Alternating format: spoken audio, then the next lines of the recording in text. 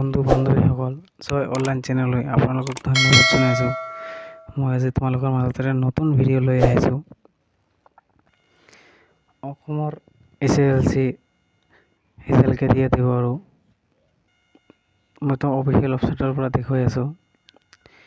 Official ৱেবছাইটত কোনো ধৰণৰ এতিয়াও নটিছ অহা নাই আৰু ৰিজাল্ট অলপ পিছত দিব। এই মে' মাহৰ পিছত দিব আৰু মে' মাহৰ লাষ্ট সপ্তাহত দিব পাৰে। অফিচিয়েলভাৱে নটিছ এতিয়াও কোনো ধৰণৰ অহা নাই।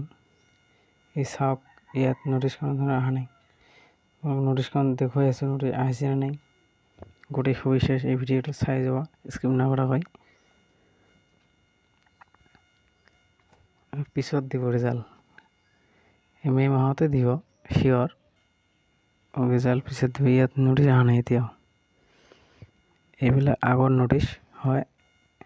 ইয়াত গোটেই তোমালোক ভালকৈ অফিচিয়েল ৱেবছাইটত দেখুৱাই আছোঁ, কোনো ধৰণৰ নটিছ অহা নাই। আৰু মে' মাহত শেষ সপ্তাহত দিব SSLCৰ ফলাফল ঘোষণা কৰিব।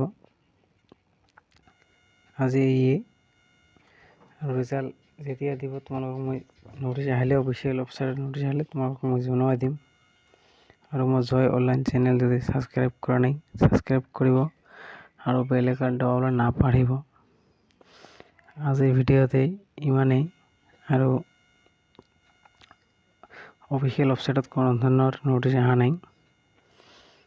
এইটোৱেই আৰু আজিৰ ভিডিঅ' ইয়াতেই সমাপ্ত। ধন্যবাদ।